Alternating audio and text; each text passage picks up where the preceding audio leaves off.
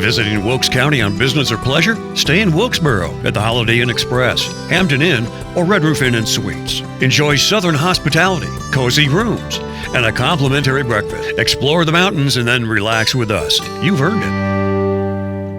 Closed captions for this episode of Life in Wilkes is brought to you by Deal Insurance Agency in Wilkesboro, an award-winning, experienced, family-owned and operated agency with service and coverage that goes above and beyond expectations. Join us on a captivating journey as we explore the charm, history, and vibrant culture of Wilkes County. Discover the hidden gems, inspiring stories, and remarkable people that make Wilkes a place worth knowing and celebrating. Join us now and experience the unique essence of Life in Wilkes. Keegan Watson, great to see you. Glad to be here, Carl. Thanks for having me. So many exciting things going on in your life since we visited last. Yeah. Probably been a year ago, it seems like. Longer? Yeah, maybe longer than that. A little longer than that? Well, time goes by quick, doesn't it? We visited you at your studio and enjoyed getting shavings all over us and the camera gear. Probably still digging some of those out. Do you ever get comments about that piece? Because it's rather unique because we didn't open the show with you in carving something. You were actually playing the tuba. I think a lot of folks know me for my tuba playing first, and the wood turning and everything came later in my life. So a lot of folks have accepted that I do a little bit of everything. Isn't that interesting, though? Because I think what you just said is so important to celebrating life, and that is that we do have sectors. We do have, this journey. And if we're just mindful of the fact that we can pretty much do anything we set our mind to, the degree of success is measured differently, right? Yeah. But, you look at your life and all the different things that you've done. So when you were first starting your music journey, right? Mm-hmm. And you're classically trained, so it's not just, you just picked it up on your own and learned it, right? Right. So at that time, when you're in that part of your life, did you imagine, I'm going to go home and make something out of wood? At the time, no. I can look back, and of course, hindsight's 20/20, and you can see these things where you're like, okay, there were seeds planted. The seeds were planted. Yeah. So little things were being introduced into your life that you didn't know what it would mature to. Right. Wow. I remember asking for a carving set as a child, and I also remember being very frustrated because it was for a little bit more hobbyist level, and it was for like relief carvings in balsa wood, and I wanted something I could carve a tree with. Wow. And so I found frustration there and kind of left it. But I remember that as a 10 or 12-year-old thinking this would be a great thing to keep my hands busy. So you had this thought, and you wanted to carve. Mom and Dad did the right thing. They got you something, right? Mm-hmm. Because it may have been irresponsible for them to give you a chainsaw at that time, right? Absolutely. So maybe they did the right thing. But it sparked the interest. Mm-hmm. You set it aside. Your brain kept up with it. And then how did you discover music? I think at the time, it was just, that's what I enjoyed doing the most, so that's what I pursued the hardest. Okay. All right. And I had great success. I enjoyed and still enjoy playing tuba greatly. What was that success? Define what that means, because you're a tuba player, right? Mm-hmm. We've had a lot of people sit in that chair who play guitar, and fiddle and banjos and actually make those things too. Right. So, but yours was the tuba. Talk about that moment of you're like, okay, I like this. I feel like I've accomplished something. Well, to go all the way back to the beginning, my 8th grade band director said, hey, the high school needs a tuba player. Does anybody want to switch? Okay. And I said, well, I always like trying new things, so I picked up the tuba, and it was sort of a natural fit. So, were you playing another instrument before then? Yeah, I'm a recovering trombonist, yeah. Okay, yeah. All right, okay. So I switched from trombone to tuba and been playing tuba since I was 12 years old. Wow. Yeah, so 25 years now. Right. So that's exciting. So take us on stage somewhere. Tell us one of those special moments. So fast forward, I've been fortunate enough. I've toured England with a marching band. I was one of the guests of the Queen for the New Year's Day parade in 2005 into 6. Mm-hmm. I also played concerts there with a concert band during my time at Appalachian State.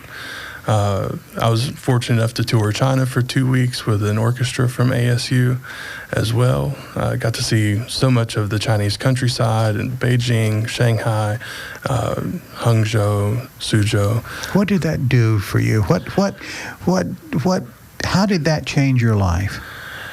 It showed me so many things. First, people are people. You know, it doesn't matter where we come from, how we grow up, where we grow up. People are still people. People still find spirituality. They still find art. They still find music, all as part of day-to-day life. Right. And it doesn't matter where we grow up or how we grow up for that. So that was one of the big takeaways. Same medicine, just different writing on the bottle, right? Yeah, absolutely. I love that. All right. So you're seeing these cultural things, and you're realizing, oh, hey, we're all pretty darn similar. Mm-hmm. Right? And all the while playing music, you know, through the courses of college, you know, and we'd play concerts and everything else for that. Went on to graduate school at Butler University in Indianapolis. Mm-hmm. And I was probably performing 50 to 60 concerts a year between the gigs I would pick up outside within the city there and school performances, and I had a brass quintet and all that. So you were staying busy. Yeah. This was going to be your forever job. Yeah, and I think I stayed so busy that I just burned myself out. Okay, you got over busy. Yeah. Yeah, that happens, right? Well, before we go to the next part of the conversation, let's go back to the Queen of England. Okay. Yeah. Okay, because that's pretty big. It's going to be a long time before we have the Queen in place because we've got a King of England now. Mm-hmm. But talk about that and that moment of you're there. Right? You're actually there. And there are lots of places you can go, but, you know, to perform for the Queen of England, that's a moment you would never forget, right? Yeah, absolutely. You know, whenever I moved to Boone was the largest place I had lived at that time. Okay. And so here I am, a small town country boy Right. in London. Right. You know, and that's a very, very big change of pace. Right. And I don't know that it all fully set in until years later, you know, the magnitude of it. So you were just walking through the process. Mm-hmm. I mean, was it literally, we've got this gig to go do and let's go do it? Yeah, more or less. They said, you know, the marching band has been invited, and you know, so if you're going, we need to get all these ducks in a row, and you got to get a passport and those kind of things. But, so it took care of the logistical side, and then it was just a matter of let's load up and go do this. All right. So you go do that. 2 years later, you're in a bar in Tokyo having tea with your new friends, and it dawns on you that moment, wherever it happened, probably not Tokyo, but wherever you were, and it dawns on you. I mean, what was that dawning moment? What did you think about? I wanted to share the love that I had of music with other people. Mm-hmm. So my goal was to continue my studies and become a college professor. And I wanted to teach other people to perform really well, to play really well, and just share my love of music with them. Mm-hmm. But through the course of that, I also realized what it takes to do that to teach at the collegiate level. There's a lot of moving involved, typically. And I was just burned out on performing. And so I said, you know, I think it's time to step away. I came back home, which, you know, home's always a good place to be. Right. And decided to still teaching lessons. I started playing in a brass quintet. I played with them for 10 years once I moved back. So that's my version of taking a break. Okay, so you still kept your whistle wet? Yeah, still kept my chops up, you know. Right, you still kept that going. So you were involved. You just weren't exhausted at it. Right. Okay. All right. And not burning the candle from both ends gave me the opportunity to have other things come into my life, like woodworking and a wife and all that. Right. So having that moment of clarity of, I like this, but I don't want to I don't want to be exhausted from it and have nothing else in my life. Was that a bit of what you were experiencing? It was. Of course, it's never that easy when you go through it. Of course. You know, it's a tough process at the time. You know, a lot of emotions and feelings wrapped up in it. Right. But I'm thankful it all happened. Now, is that how you met your wife? Because she is a musician as well, correct? We met playing music. I wanted to form a quintet here, and a friend of mine was a trombone player, euphonium player, and we needed a French horn player, and we had 2 trumpet players lined up. And he said, well, you know, we've got this new teacher in the county. She's a French horn player. She plays in the community band that meets here. And said, you need to be in the community band. You can go meet her, and we can get this quintet off the ground. So that's what we did. And before long, I was also playing with a quintet based out of Hickory called the Unifour Brass Ensemble, and we needed a horn player to sub in for a wedding there. And so Melanie subbed in for that, and she joined the group, and we played together in there for 10 years. And then one moment. Yeah, well, along the way, we went from just being friends. We would ride together, and I grew to have feelings for her. And at that time, I was like, well, I've got a captive audience with her for 2 hours a week while we drive back and forth to Hickory. During those 2 hours, I just need to convince her I'm the only man that's going to be suitable. Right. And so I think I did that. You weren't like playing the tuba going down the road, were you? No. Good. That probably wouldn't be safe, but You're right. Well, you do a lot of stuff that's not safe. But so it was in the driving here and there that the two of you fell in love with each other. Yeah. Okay. And playing music together. Right. So there you go. So now let's talk about now you have a companion walking through life with you, and you're playing music. Everything's going good, and you say one day, honey, what do you think about shavings? That had to be in the story, right? It almost happened like that. I had tried wood turning with a friend of mine, and I really liked it. Liked it so much I bought my first machine a week later. And after I found the shortcomings of that machine within a couple weeks, I bought a full-size lathe, and I was working out of the crawl space in my house. Crawl space is tall enough to walk into, and Melanie had no problems with me working there. But then whenever I bought this expensive full-size lathe, a friend of mine said, you can't put that in a dirt crawl space. And so that's how the shop in my house came to be what it is. I just moved that lathe in there, and she was at a rehearsal with a symphony. She didn't know. I told her I was going to go buy a lathe that day. But she didn't know. No, she didn't fully know. She didn't know what she was signing up for. Right. I don't know that I fully knew what I was signing up for. It just felt like something I had to do. Right. It's that amazing evolution in life. So how long did it take the two of you in therapy getting through that to where she didn't divorce you and was okay with the shavings? I don't know that she's okay with the shavings yet. As long as they stay downstairs, it's fine. But when they follow me upstairs, she says, why are there wood shavings on my socks? And, somebody must have drugged those in. It wasn't me, for sure. Right. She knows why. She's just ribbing you and saying, hey, stop doing that. Yeah. Wow. What a great story. So the both of you now are going through life. You're making a little music still, and now you're making art together, right? Yeah. Well, I'm doing the wood turning. She still performs a whole lot. She's contracted with 3 professional organizations and plays music there. She's a music teacher at a school, so she's still very involved. And while she's off doing those things, I get to work in the shop, and I can make as much noise as I want to while she's gone. What does she think about what you do? She likes it. She's glad that I have something to keep me busy. Right. If I had very much idle time, I think I would just become a nuisance. Right. But by now, how many bowls can you make, right, for the house? It's like, it's gone beyond that. And so have you. I mean, your journey here, when we did our piece for Life in the Carolinas, we were filming down there with you and in that huge room. No, it's not huge.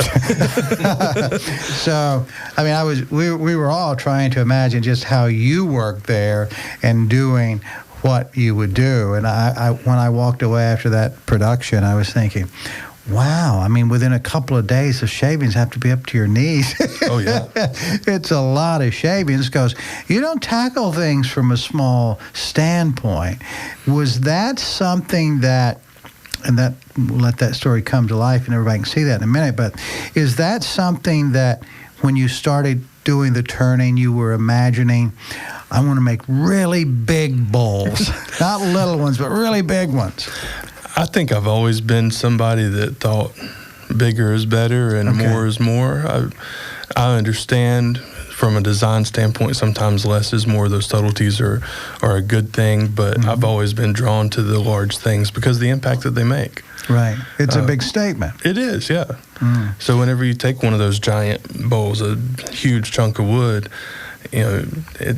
you can't deny its presence, and it's something fascinating about that. Before our first story that we did together, we started following your social media, and posts you would make, a lot of people put their dogs, food, maybe a few family pictures. Your proudest moments were cutting down a big old tree or a tree that's already fallen down and somebody's called you and you've got to bring your friends and your dad and people to help you because it's such a big project. Yeah, I enjoyed those things. Again, I try not to cut trees down, but if they are down, I like to go after them. And most recently, I've gone after this large burl. If you've been keeping up with my social media, you've seen it. So I got this burl almost a year ago, and I've been trying to figure out what's going to be the best way to cut this thing up, because burls, by their very nature, are somewhat rare, and I view them as a precious material, so I don't want to waste any of it if I can help it. Well, I think that's anyway, that all is amazing, and I just think it's interesting to follow that aspect of you sharing that part of your life with the world, and knowing that finding an old tree that's fallen down and has all these amazing characteristics, because you're not looking at it like, oh well, that's going to make good firewood. That's not your thought process at all. Not at all. No, I look at it and try to see if there's figure in the wood. You can see kind of ripples underneath the bark if it's got some curl in it and some of those kind of things. And so I'm thinking, okay, what's the aspects of the wood? What's it going to look like when I cut into it? What species is it? And then I can already start to anticipate what's it going to smell like, because walnut and cherry have such a particular smell, and I really just get excited about it. Have you titled yourself, when people ask you what you do, your woodworking, because of what you just described, it's more of a craftsman. I know quite a few luthiers, and they'll talk about old wood, and they look for wood from old barns and old houses, and they talk about their voice and the sounds that come from certain things. And someone may ask, well, could you do that out of burl? Say, well, it won't sound that way because only that wood sounds that way, and only that wood that's 400 years old sounds that way. So do you dial into that point now? I know the chair behind you, which has gotten you an enormous amount of attention.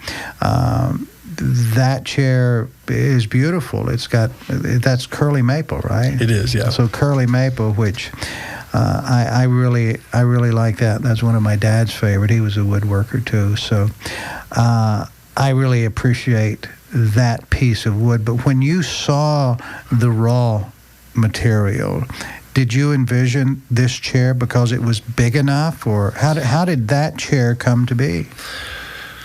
So we need to back up a little over a year ago. I did an exhibition with Wilkes Art Gallery. Had 22 pieces in there.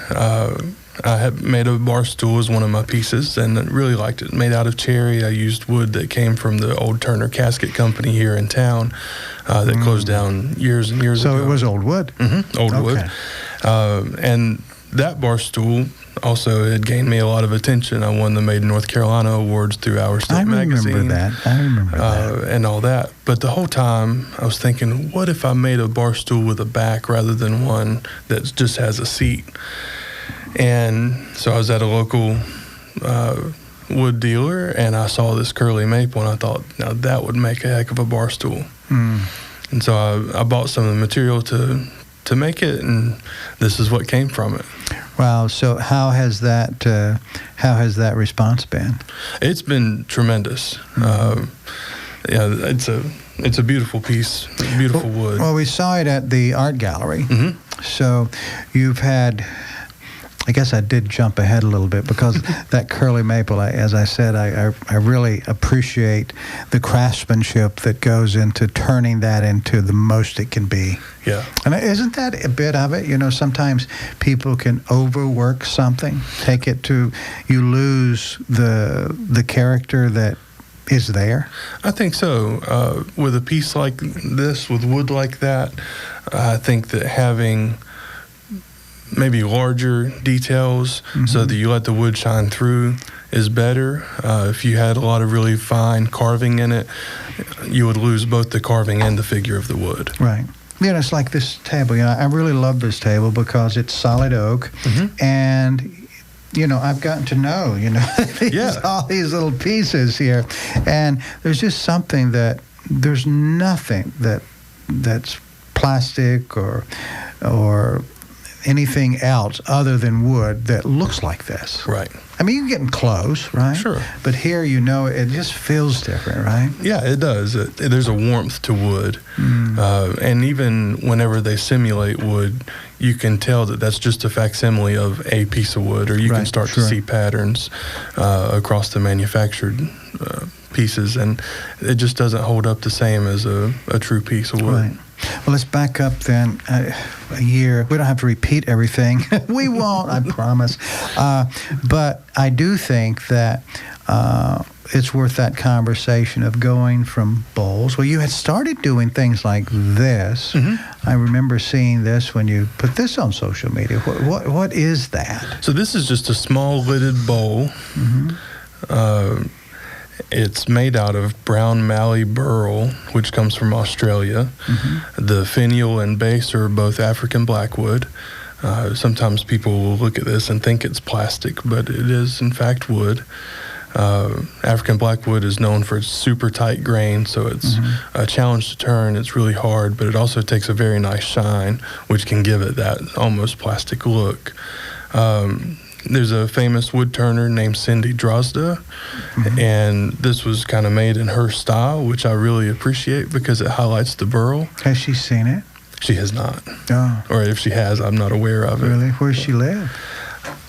I think she's in the Pacific Northwest, but I'm not 100%. Yeah. Look at that, Cindy. That's pretty darn good. Keegan was inspired by you. Look at that. So she would like this. I would hope so. And she's done pieces similar to that. Right. So, but the fact that is a piece of wood too, I just thought it was metal. I mean, to me that was metal. But to know that that's actually what was the wood called again? It's African blackwood. So African blackwood, and it's just so tiny. And you did that on your lathe at the house. Wow, that's amazing. Well, you're not getting the recognition because you don't know how to do a few things, are you? And compare that to this. This is a style. I know this is yours, but this is something that, when you travel around the world, Hawaii or different parts of the world, you'll see this type of a look. To what is this wood? That is sapele. Okay. Sapele? So is that grown here? It's from Central America. I was getting ready to say. Yep. Okay. All right. So it's light too, right? It is, yeah. It's a light wood. So what is this typically for? So that would be a platter that you could use for day-to-day eating. You could serve food in it. It could be a decorative piece on a table. this piece of wood in particular, and that species is known for its ribbon figuring. So you can see kind of the light and dark bands. Right. And we call that chatoyance, the way it catches the light. Is it challenging to cut, or is it? It can be, right? Because you can get some tear out. Well, that's what when it's a lighter wood, that tends to create more of a challenge. When we look at oak and a lot of things, it's pretty tough. So you can do a lot of things with it, right? Yeah. So the first chair you made, the first stool you made, so we know this one is getting a lot of attention now. But let's go back to the first one, because that's when you started to get some statewide attention, right? Yeah. Let's talk about that. How did that one come about? Well, it began with the exhibition at the art gallery. Okay. I'd asked them, they had approached me about being one of the exhibitors for an exhibition, and I responded with, well, what would you like to see in the exhibition? And they said, whatever you want to make. Who helped you come up with the name?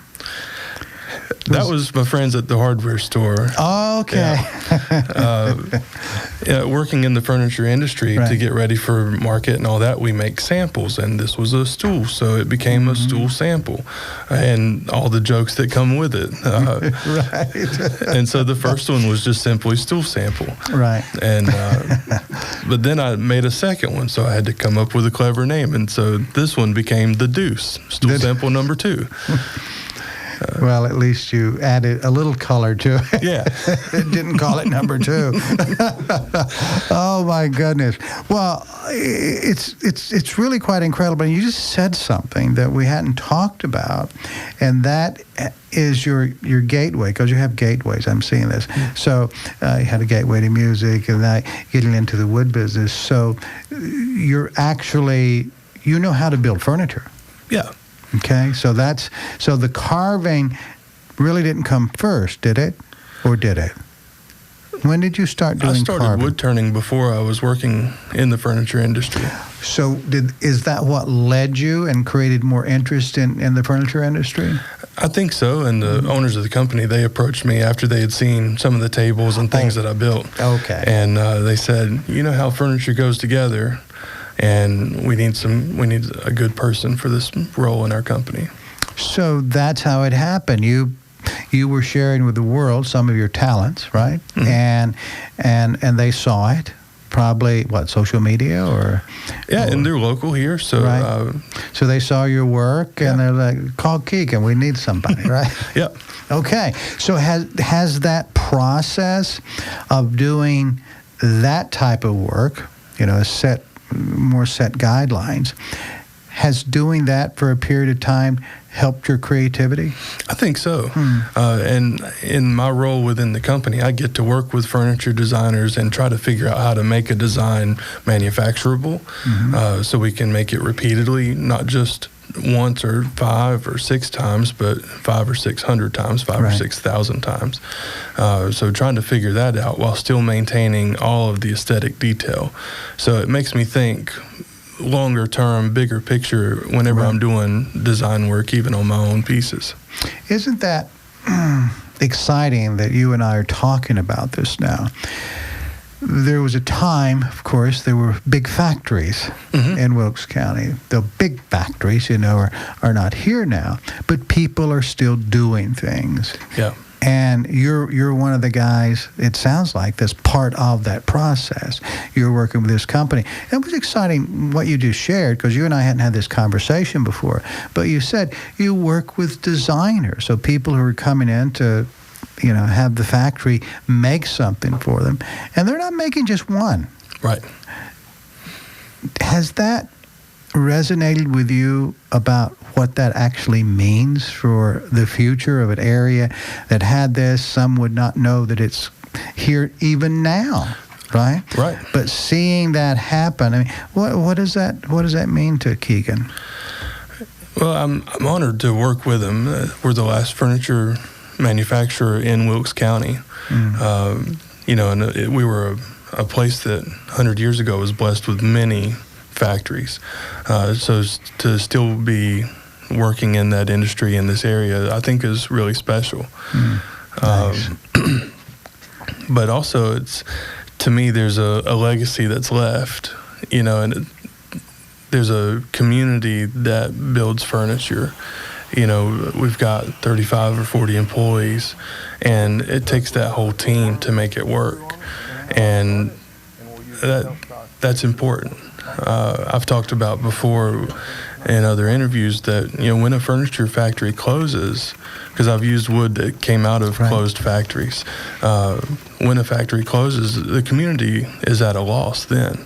They're the community itself is the real loser there, because the people that work there are thriving because the factory thrives. And whenever the factory closes, it really does hurt the community. Right. It's a special kind of thriving as well when you make something. Yeah. And your hands are actually part of the process. I'm sure there are inherent issues of safety that we all have to be involved with. Sure. You don't want to sand your fingers off and all that, but you guys take care of that safety side. But the bigger part is, it's not just the job, I would imagine, that the sense of pride in knowing that you're making something that someone's actually put in their home, and if you've made something good, it'll last them for the rest of their life. Yeah. Yeah, I try to make the very best pieces that I can, and I think I'm building heirloom quality work. So I want them, of course, to enjoy it. And I think it starts with a great looking piece, a great design, because somebody needs to look at it and say, I want that in my house. I want to be able to sit in this stool or enjoy this bowl, but I want that person to say, I love this so much, I'm going to pass it on to their children. And their children actually want to keep it. Yeah. And if it's real, then they can keep it without it having to be continually having maintenance done on it, right? Right. Yeah, and some of that goes into design and all that. I think a good classic, simple design is timeless. That's great, Keegan. Okay, so you're now creating beautiful things. People continue to buy them, but you're starting to get a lot of attention for it. Right? Yeah. There's a piece of me that sees you as modest, but there's a piece of me that also sees you as very calculating. You're like, wait a minute, we do this, and it's like you build things, right? Mm-hmm. You learn music. You went to school, you learn music, you perform, you get better and better and better, you get higher audiences, and then you just keep going. Yeah. And then, I want to try this other thing, and then it's also about creativity, right? Mm-hmm. Making something that others can enjoy.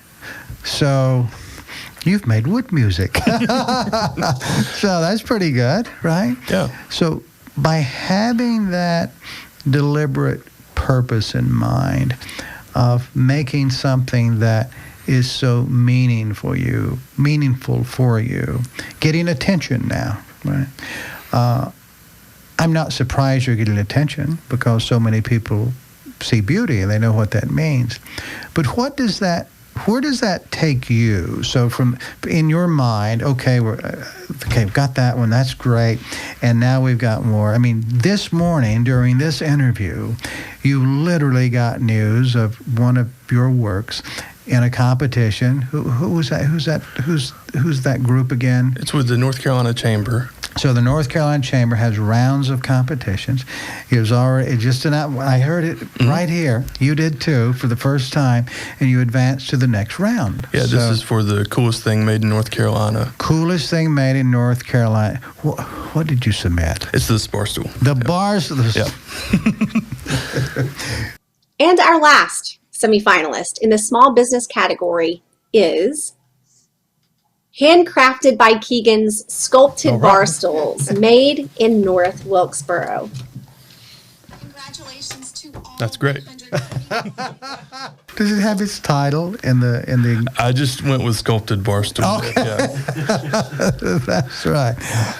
Yeah, you didn't push the big name out there. Right. Okay. Well, I like that idea. Is this the stool that was entered? Mm-hmm. Okay, this is the exact stool. Wow.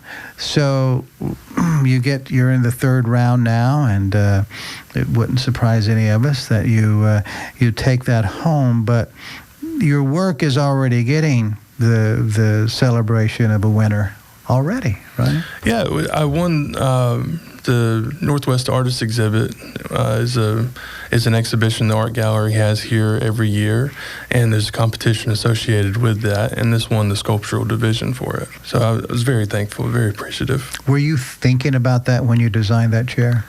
No, I wanted to make just a very comfortable stool. So you made something comfortable. So it's functional. It's obviously people judge it as being beautiful, and something is it timeless? Would you say timeless?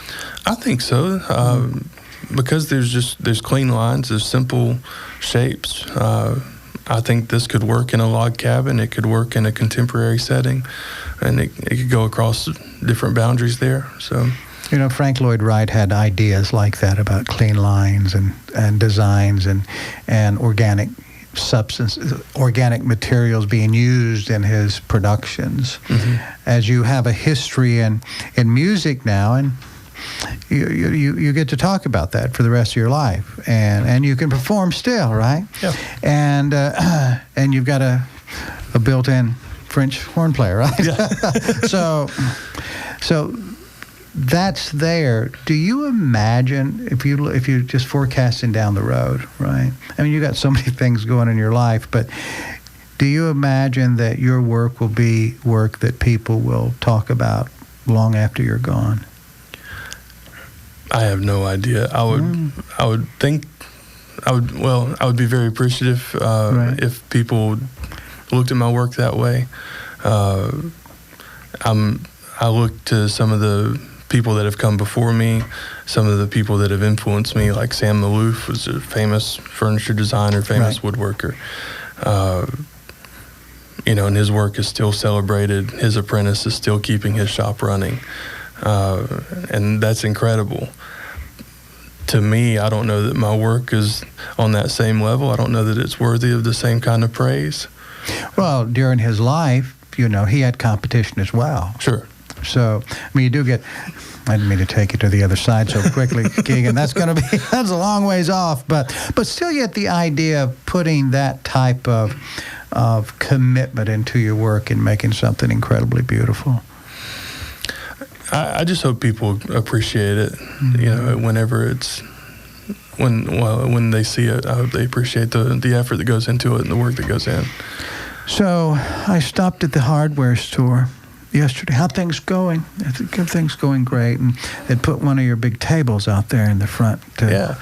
And I said, "Oh, that looks nice." And she said, "Yeah, I had it over there, but over here I think it looks better." And I looked around, saw the honey, and I says, "Where's the sauce?" And said, "We're out of the sauce." And I was like, "What do you mean you're out of it?" "Well, it's all gone." I was like, "Oh, did you call Keegan?" "Yeah, we called him." So we play the tuba. We make bowls. We make chairs. We win awards, and we make barbecue sauce. That's simply called the sauce. Yep. And it's not that it's, you can't get it at Whole Foods, but you can get it at Wilkes Hardware store and other places. So only Wilkes Hardware. It's exclusive. Only. It's very exclusive, very exclusive. High brand labeling. I love that. So it's yet another one of your creative expressions, though, isn't it? Yeah, and the same marketing geniuses that came up with the deuce came up with the sauce. Okay. It's me and Richard sitting around making jokes, and we're like, well, the sauce that's not bad. So Right. That's what it is. Great branding strategy around. Was the fire going? Was it winter yet? It wasn't winter yet whenever those conversations were happening. All right. Well, but they happen nonetheless. So where did the barbecue sauce come from? Well, probably 10, 15 years ago, I started cooking barbecue somewhat recreationally, and then I would cook for charities and fundraisers and that sort of thing, and that kind of grew, and I started to weld, and I built my own smoker, and of course you did. I do me, Right. And a friend of mine had helped me, and he and I have always enjoyed barbecue. And when we were in college, we experimented with making different barbecue sauces, and eventually we settled on this recipe that is a very traditional kind of North Carolina vinegar-based sauce, and that's the sauce. And that's evidently it sells out real quickly. And you're not too terribly worried about how soon you restock it, are you? I try to keep them in stock, but sometimes it just runs out. Right. Like now. Well, to me, Keegan, your story is all about somebody just living life to its fullest, and I think that's great. Congratulations on that. Thank you. Do you wake up in the morning after you walk the dogs and say, "Hey, this is good"? I do. I feel grateful every day to live the life that I do. Because I wake up, I enjoy going to work in the morning. I enjoy coming home and working in my wood shop. I enjoy cooking barbecue, making barbecue sauce, and the community of people that celebrates all this with me. And it's a full life. That's good. Yeah. I would hope everybody could be so fortunate. Yeah. Well, Keegan Watson, thanks. Great seeing you again. Great having you on Life in Wilkes now, our new show that people seem to be liking. Yeah, I've enjoyed watching the segment so far. Right. Have you gotten to know things about people? Yeah, and seen a lot of friends too, so that's great. That's good.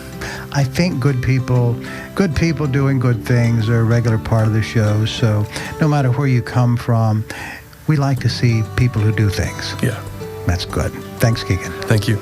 Thank you for spending time with us on Life in Wilkes. We value you as a viewer and appreciate when you share the show with your friends and family. Be sure to bookmark our channel and join us again on the next episode of Life in Wilkes.